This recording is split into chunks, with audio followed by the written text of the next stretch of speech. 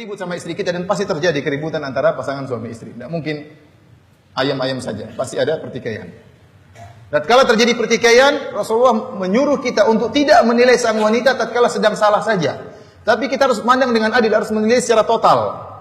Karena kalau kita sudah emosi, kita hanya menilai pasangan kita tatkala dia sedang bersalah, sehingga kita memberi hukuman tidak adil. Dalam segala hal, ini bukan hanya berkaitan antara suami istri, dalam segala hal. Kalau misalnya ada ustadz keliru, jangan kita nilai jatuhkan dia hanya karena dia keliru tatkala ini. Lihat dia secara total bagaimana sebelumnya. Baru kita beri hukum. Adapun dia bersalah sekali, kemudian kita habisi dia, jatuhi dia, berarti kita nggak adil itu cara pandang seperti itu. Oleh karena Rasulullah SAW mengatakan, la yafruq mu'minun mu'minah. In kariha minha khuluqan radiya minhal akhar. Janganlah seorang suami yang beriman benci kepada istrinya yang mukminah. Kalau dia melihat perangai istrinya yang buruk, dia pasti ridho dengan perangai yang lain. Harus ingat-ingat, jangan dulu benci sama dia, ingat kebaikan-kebaikan yang telah lalu. Maka hati-hati, jangan sampai kita lupakan hal ini. Kalau istri kita bersalah, ingat kebaikan-kebaikannya. Bukankah dia yang telah mengandung anak-anak kita? Bukankah dia yang telah merawat anak-anak kita? Ya.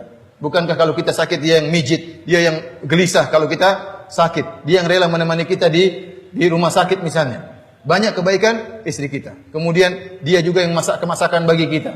Dia yang mencuci pakaian kita. Ya. Dan banyak kebaikan yang buat kita akhirnya mudah memaafkan kesalahan dia tatkala dia bersalah. Seorang suami berusaha mengingat kebaikan-kebaikan yang lampau agar dia tidak membenci istrinya. Sebaliknya pun demikian. Istri juga tatkala suami salah, maka tidak boleh dia hanya mengingat keburukan suaminya tatkala sedang salah. Dia harus mengingat kebaikan-kebaikan suaminya sebelumnya. Suami yang berusaha payah, bekerja keras untuk dia dan anak-anaknya.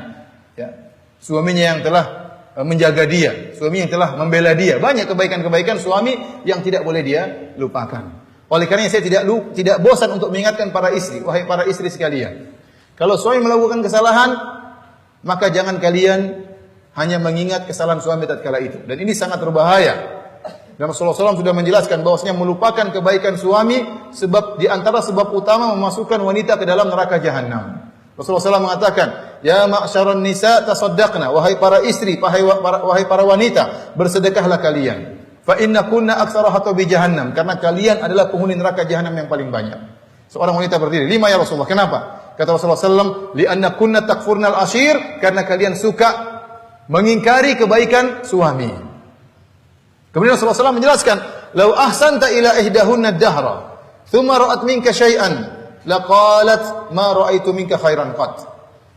Seandainya engkau wahai seorang suami berbuat baik kepada istri setahun penuh, kemudian sang istri melihat satu keburukan darimu, maka sang istri berkata, "Aku tidak pernah melihat kebaikanmu sama sekali." Ini ucapan-ucapan seperti ini ala sighatil umum, lafal-lafal umum diucapkan oleh seorang wanita berbahaya. Sangat mudah menjerumuskan dia dalam neraka jahanam. Tatkala istrinya salah, suaminya salah, dia mengatakan, "Aku tidak pernah melihat kebaikanmu sama sekali. Kau memang tidak pernah cinta kepadaku sama sekali. Kau selalu membela orang tuamu." Ada kalimat selalu ini bahaya. Karena ini lafal-lafal dalam bentuk umum yang menjerumuskan sang wanita dalam neraka jahanam.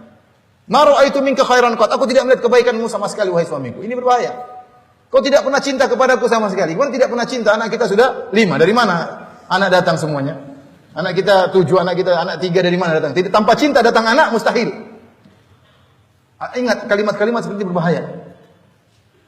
Oleh karenanya seorang wanita tatkala sedang marah kepada suaminya, ya, ingat kebaikan-kebaikan suami, jangan ingat kesalahan-kesalahannya saja.